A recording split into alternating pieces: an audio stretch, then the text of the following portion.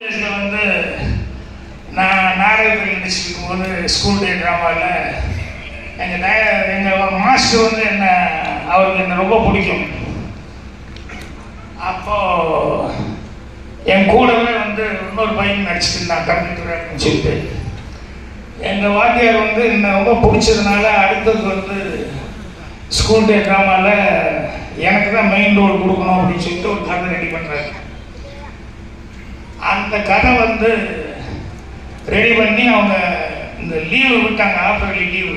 இந்த 15 நாள் வேஸ்ட் பண்ணக்கூடாது அப்படின்னு சொல்லிட்டு இந்த 15 நாளில் வந்து எப்படியாவது ரிஹர்சல்லாம் ஸ்டார்ட் பண்ணியிருந்தோம். ஏன்னா ஸ்கூல் டைம் ரொம்ப கம்மியாக இருக்குது அப்படிங்கும்போது என்னை தேடினாங்க. அப்போ அந்த நேரத்தில் வந்து நான் கோபி பக்கத்தில் வெள்ளாங்கோயில் எங்கள் அம்மா மிட்வைஃப் ஒர்க் பண்ணுறாங்க, அங்கே போயிட்டேன் லீவுக்கு. அப்புறம் வீட்டில் கேட்டிருக்காங்க. அப்போல்லாம் இந்த மாதிரி ஃபோன் கீனெல்லாம் இருந்து டக்குன்னு கூப்பிட முடியாது. அப்புறம் வீட்டில் வந்துட்டானா 2-3 தடவை வாத்தியார் கேட்டு பார்த்துட்டு அப்புறம் கடைசியில் நான் இன்னும் வரல அப்படின்னு சொன்னோடனே அந்த ரோலுக்கு அந்த தம்பித்துறைங்கிற அந்த பையனை கூப்பிட்டாங்க. அந்த பையனை செலக்ட் பண்ணி அவன் நல்லா நடிக்கிற பையன், என் கிளாஸ்மேட்டு. அப்புறம் நான் லீவு முடிஞ்சு ஸ்கூல் திறக்கிறதுக்கு ஒரு நாளைக்கு முன்னால் வந்தால் ரிஹர்சல் நான் வாத்தியார் சொல்கிறாரு, இன்றைக்கி நாளைக்கு ரிஹர்சல் இருக்குன்னா போய் பார்த்தா எனக்கு ரோலே இல்லை. அந்த தம்பித்துறை கூட வர்ற மாதிரி ஒரு ரோல். எனக்கு ஒரே அழுகழுகியாக வருது.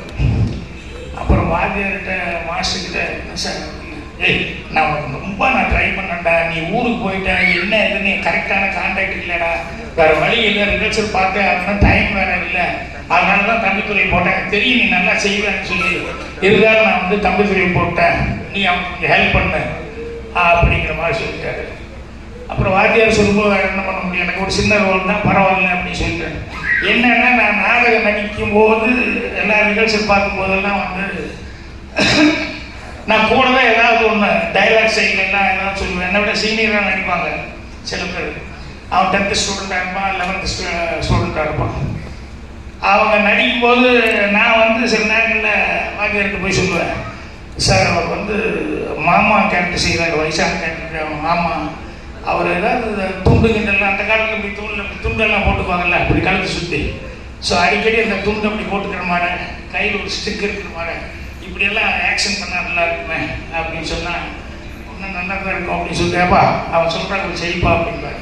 அவங்களுக்கெல்லாம் ஒரே கோபமாக இருக்குது, இவன் 8th ஸ்டாண்டர்டு இவன் எதுக்கு நமக்கெல்லாம் சொல்லி கொடுத்துருக்கான் அப்படின்ட்டு. ஸோ அந்த மாதிரி வாத்தியர்களுக்கெல்லாம் வந்து என்ன ரொம்ப பிடிச்சது.